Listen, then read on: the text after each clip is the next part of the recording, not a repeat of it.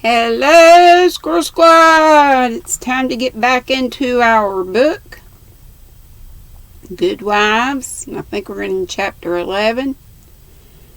Let's go back and read the last sentence or so. The solitary woman felt an interest in the ambitious girl and kindly conferred many favors of this sort both on Joe and the professor. She took them with her one night to a select symposium held in honor of several celebrities. Joe went prepared to bow down and adore the mighty ones whom she had worshipped with youthful enthusiasm afar off, but her reverence for genius received a severe shock that night, and it took her some time to recover from the discovery that the great creatures were only men and women after all. Imagine her dismay on stealing a glance of timid admiration at the poet whose lines suggested an ethereal being fed on spirit fire and dew, to behold him devouring his supper with an ardor which flushed his intellectual countenance. Turning as from a fallen idol, she made other discoveries which rapidly dispelled her romantic illusions. The great novelist vibrated between two decanters with the regularity of a pendulum.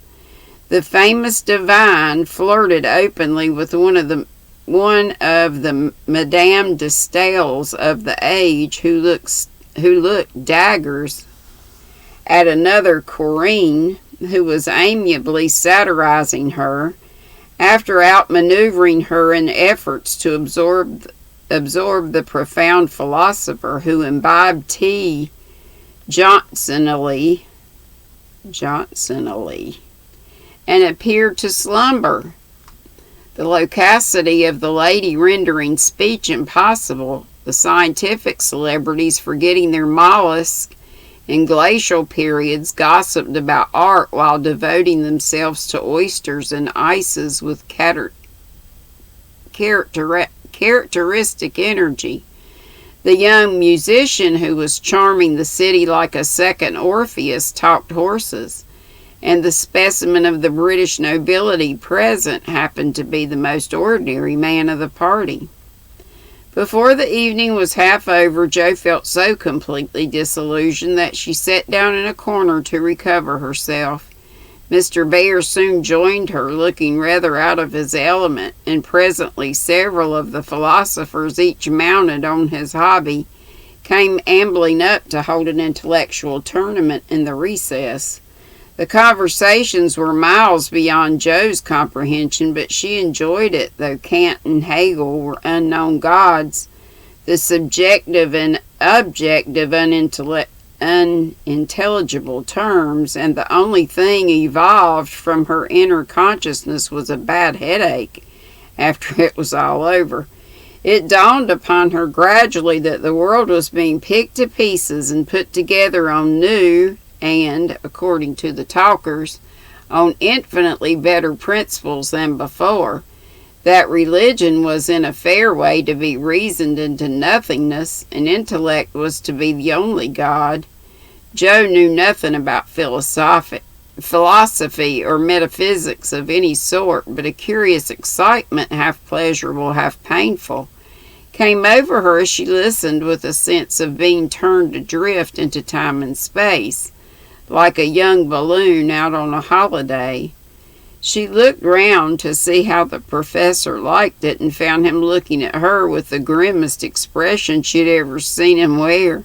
He shook his head and beckoned her to come away, but she was fascinated just then by the freedom of speculative philosophy, and kept her seat, trying to find out what the wise gentleman intended to rely upon after they had annihilated all the old beliefs. Now Mr. Bear was a definite man, and slow to offer his own opinions, not because they were unsettled, but too sincere and earnest to be lightly spoken. As he glanced from Jo to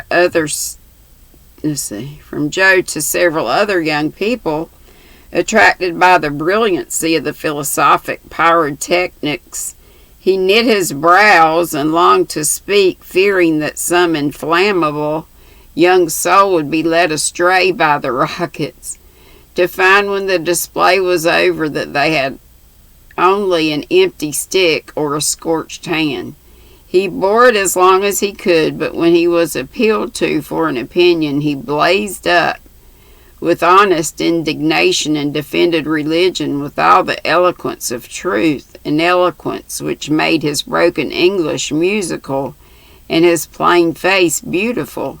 He had a hard fight, for the wise men argued well, but he didn't know when he was beaten and stood to his colors like a man. Somehow, as he talked, the world got right again to Joe. The old beliefs that had lasted so long seemed better than the new. God was not a blind force, and immortality was not a pretty fable, but a blessed fact, or blessed. She felt as if she had solid ground under her feet again, and when Mr. Bear passed, out-talked, but not one whit convinced. Joe wanted to clap her hands and thank him. She didn't either, but she remembered the scene and gave the professor her heartiest respect, for she knew it cost him an effort to speak out then and there because his conscience would not let him be silent. She began to see that character is a better possession than money, rank, intellect, or beauty, and to feel that if greatness is what a wise man has to find it to be, truth, reverence, and goodwill, then her friend Friedrich Bear's not only good, but great. His belief strengthened daily. She valued his esteem. She coveted his respect. She wanted to be worthy of his friendship, and just when the wish was sincerest, she came near to losing everything. It all grew out of a crooked hat, for one evening the professor came in to give Joe her lesson with a paper soldier cap on his head, which Tina had put there and he had forgotten to take off. It's evident he doesn't look in his glass before coming down, thought Joe with a smile as he said, "Good evening," and sat soberly down. Sounds like Dracula, doesn't it? Good evening. Evening. Let's see, between his subject and his headgear, for he was going to read her The Death of Wallenstein. She said nothing at first, for she liked to hear him laugh out his big hearty laugh when anything funny happened. So she left him to discover it for himself, and presently forgot all about it. For to hear a German read Schiller is rather an absorbing occupation, or Schiller. After the reading came the lesson, which was a lively one, for Joe was in a gay mood that night, and the cocked hat kept her eyes dancing with merriment. The professor didn't know what to make of her, and stopped at last to ask with a mild air of surprise that was irresistible, "Miss Marsh, for what do you laugh in your master's face? Have you no respect for me, that you go on so bad?" "How can I be respectful, sir, when you forget to take your hat off?" said Joe. Lifting his hand to his head, the absent-minded professor gravely felt and removed the little cocked hat, looked at it a minute, and then threw it back on his head and laughed like a merry bass violin. "Oh, I see him now. It is that imp Tina who makes me a fool with my cap. Well, it is nothing, but see you. If this lesson goes not well, you too shall wear him." But the lesson did not go on at all for a few minutes, because Mr. Bear caught sight of the picture on the hat, and unfolding it, said with great disgust, "I wish all these papers did not come to my house. They are not for children to see, nor young people to read. It is not well, and I have no patience with those who make this harm." Joe glanced at the sheet and saw a pleasing illustration composed of a lunatic, a corpse, a villain, and a viper. She did not like it, but the impulse that made her turn it over was not one of displeasure, but fear, because for a minute she fancied the paper was the volcano, the one she writes for. It was not, however, and her panic subsided as she remembered that even if it had been, and one of her if it had been, and one of her own tales in it, there would have been no name to betray her. She had betrayed herself, however, by a look and a blush, for though an absent-minded man, the professor saw a good deal more than people fancied.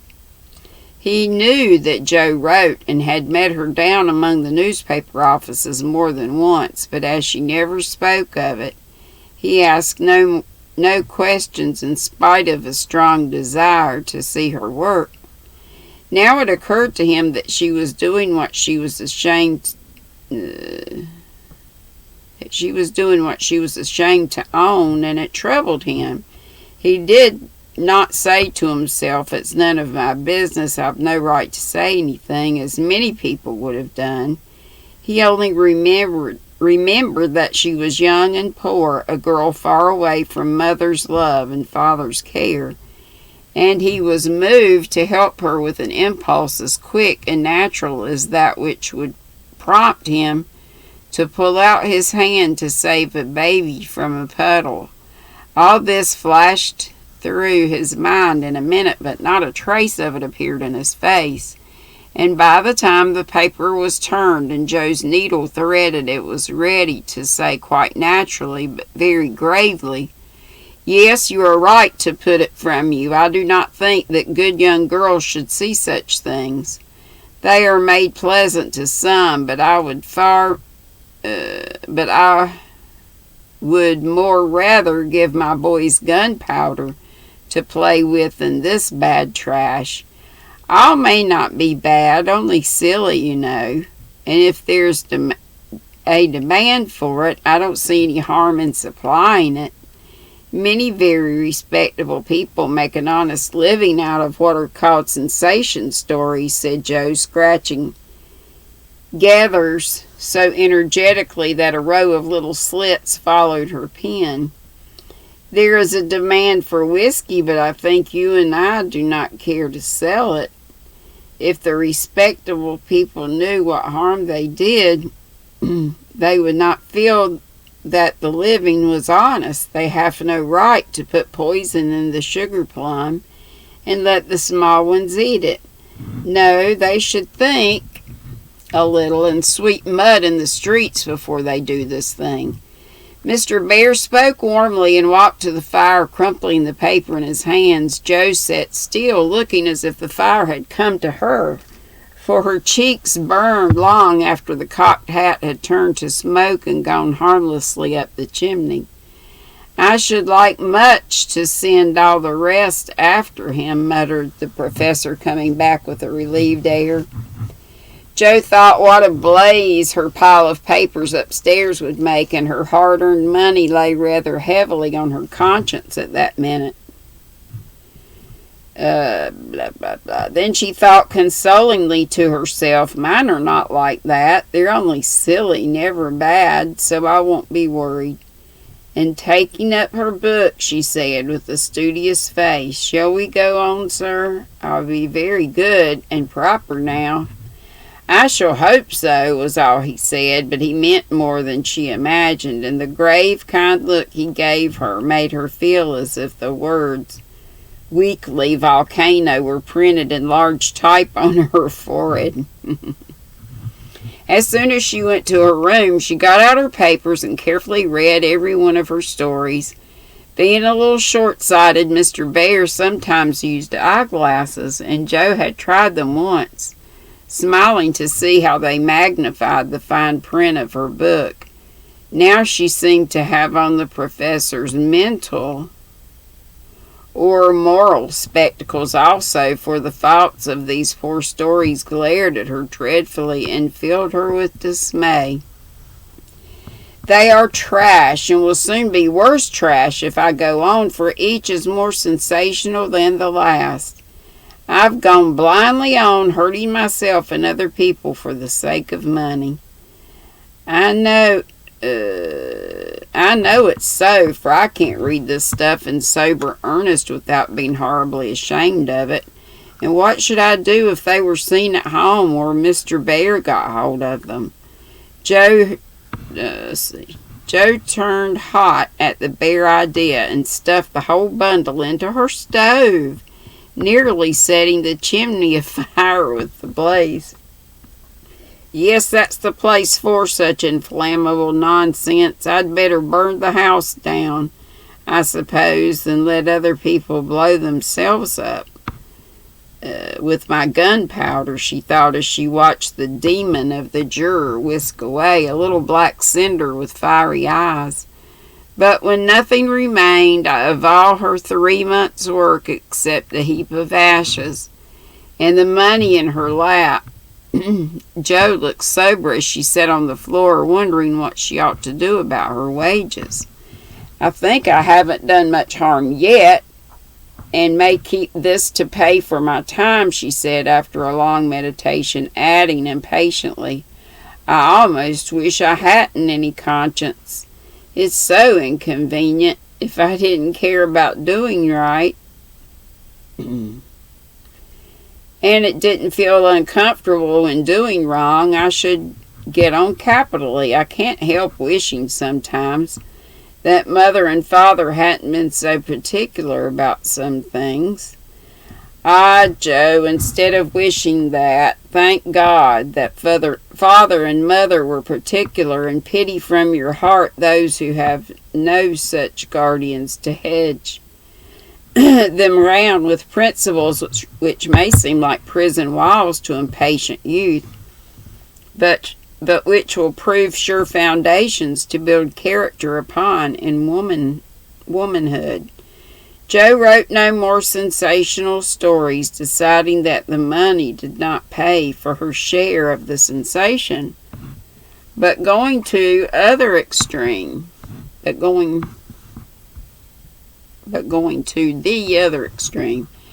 As is the way with people of her stamp, she took a course of Mrs. Sherwood, Miss Edgeworth, and Hannah More, and then produced a tale which might have been more properly called an essay or a sermon, so intensely moral was it. She had her doubts about it from the beginning, for her lively fancy and girlish romance felt as ill at ease in the new style as she would have done masquerading in the stiff and cumbrous costume of the last century. She sent this didactic gem to several markets, but it found no purchaser, and she was inclined to agree with Mr. Dashwood that morals didn't sell. Then she tried a child story which she could easily have disposed of if she had not been mercenary enough to demand filthy lucre for it. The only person who offered enough to make it worth her while to try juvenile literature was a worthy gentleman who felt it his mission to convert all the world to his particular belief. But much as she liked to write for children, Jo could not consent to depict all her naughty boys as being eaten by bears or tossed by mad bulls because they did not go to a particular Sabbath school. Nor all the good infants who did go, as rewarded by every kind of bliss, from gilded gingerbread to escorts of angels when they departed this life, from psalms or sermons on their lisping tongues. So nothing came of these trials, and Jo corked up her inkstand and said,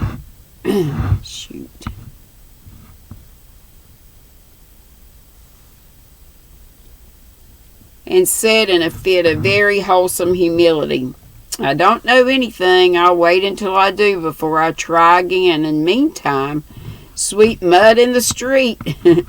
If I can't do better, that's honest at least. Which decision proved that her second tumble down the beanstalk had done her some good. While these internal revolutions were going on, his external life had been as busy and uneventful as usual.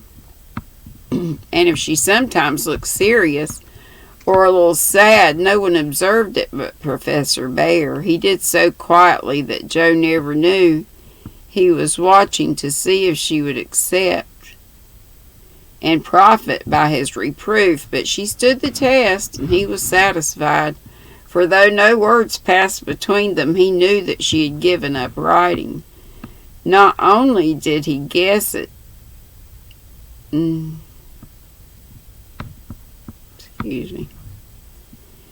only did he guess it by the fact that the second finger of her right hand was no longer inky, but she spent her evenings downstairs now, and was met no more among newspaper offices and studied with a dogged patience which assured him that she was bent on occupying her mind with something useful, if not pleasant. Excuse me.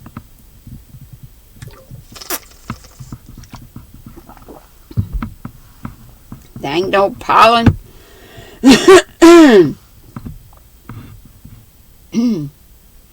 He helped her in many ways, proving himself a true friend, and Joe was happy. For while her pen lay idle, she was learning other lessons besides German and laying a foundation for the sensation story of her own life. It was a pleasant winter and a long one, for she did not leave Mrs. Kirk till June. Everyone seemed sorry when the time came. The children were inconsolable, and Mr. Bear's hair stuck straight up all over his head, for he always rumpled it wildly when disturbed in the mind. "Going home? Ah, you are happy that you have a home to go in," he said, when she told him, and sat silently pulling his beard in the corner, while she held a little levee on that last evening. She was going early, so she bade them all goodbye overnight, and when his turn came, she said warmly, "Now, sir, you won't forget to come and see us if you ever travel our way, will you? I'll never forgive you if you do, for I want them all to know my friend." "Do you? Shall I come?" he asked, looking down at her with an eager expression which she did not see. "Yes, come next month. Laurie graduates then, and you'd enjoy commencement as something new." "That is your best friend of whom you speak?" he said in an altered tone. "Yes, my boy Teddy. I'm very proud of him and should like you to see him." Joe looked up then, quite unconscious of anything but her own pleasure in the prospect of showing them to one another. Something in Mr. Bear's face suddenly recalled the fact that she might find Laurie more than a best friend, and simply because she particularly wished not to look at anything as if anything was the matter, she involuntarily began to blush. And the more she tried not to, the redder she grew. If it had not been for Tina on her knee, she didn't know what would have become of her. Fortunately, the child was moved to hug her, so she managed to hide her face for an instant, hoping the professor did not see it. But, oh, shoot. Not see it, but he did, and his own changed again from the momentary anxiety to its usual expression as he said cordially, "I fear I shall not make the time for that, but I wish the friend much success and you all happiness. God bless you." And with that he shook hands warmly, shouldered Tina, and went away. But after the boys were abed, he sat long before his fire with the tired look on his face and the hamway or homesickness lying heavy at his heart. Once when he remembered Jo as she sat with the little child in her lap, and that new softness in her face, he leaned his head on his hands a minute and then roamed about the room as if in search of something he could not find. "It is not for me. I must not hope it now," he said to himself with a sigh that was almost a groan.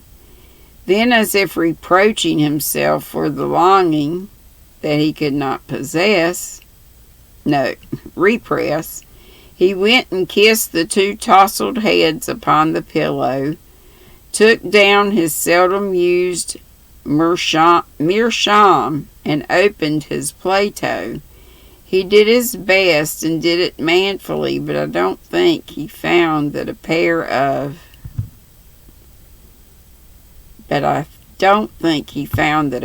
rampant boys, a pipe, or even the divine Plato were very satisfactory substitutes for wife and child at home.